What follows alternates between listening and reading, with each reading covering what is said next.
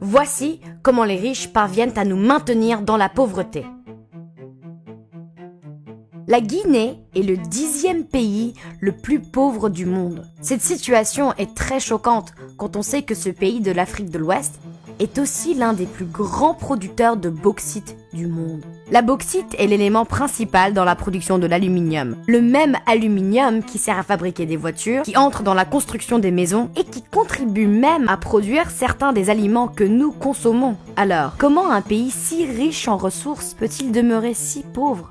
Pendant les 50 dernières années, l'équivalent de plus de 400 milliards de dollars d'aluminium ont été produits à partir de la bauxite extraite de la seule mine de la CBG, la Compagnie des bauxettes de Guinée. Une plainte juridique récente révèle que la part de cette richesse réservée à la Guinée a été tragiquement limitée à 1,2%. Du fait que Alcoa, la société qui gère les opérations de la CBG, refuse obstinément de laisser aux Guinéens leur part des profits de cette exploitation minière. À titre d'exemple, bien que le gouvernement guinéen ait officiellement désigné Nanko Shipping, une société guinéenne à transporter 50% de sa bauxite, Alcoa refuse d'honorer cette partie de l'accord. Pendant ce temps, la même Alcoa continue d'assurer le transport de cette part guinéenne et récolte ainsi les bénéfices financiers qui en découlent, privant le pays d'une énorme bouffée d'oxygène économique. Et pourtant, en Guinée aujourd'hui, plus de 55% de la population vit en dessous du seuil de pauvreté. Seul un ménage sur 5 a accès à l'électricité. Le pays vit un manque chronique de ressources médicales essentielles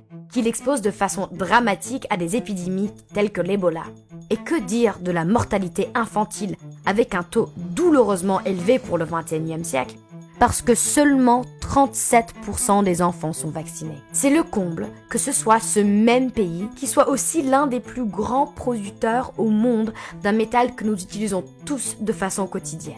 Partout en Afrique, des pays qui regorgent d'immenses ressources naturelles se voient exclure de leur part équitable des bénéfices des richesses qu'ils créent. Selon les dernières statistiques, au cours des 30 dernières années, le continent a été lésé de plus de 1000 milliards de dollars. Aujourd'hui, certaine de la justesse de son combat et souhaitant rendre aux Guinéens ce qui leur appartient de droit, Nanko Shipping a entrepris une action en justice contre Alcoa. Soulignons leur refus d'honorer les termes contractuels qui lient la multinationale à la Guinée. Selon l'agence de presse Reuters, en cas de victoire, l'action de Nanko marquerait un pas en avant pour les pays africains visant à prendre de la main des multinationales le contrôle de leurs ressources naturelles.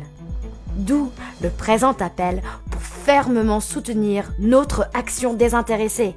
Signez la pétition adressée à Alcoa sur le site www.howtherichkeepuspoor.com.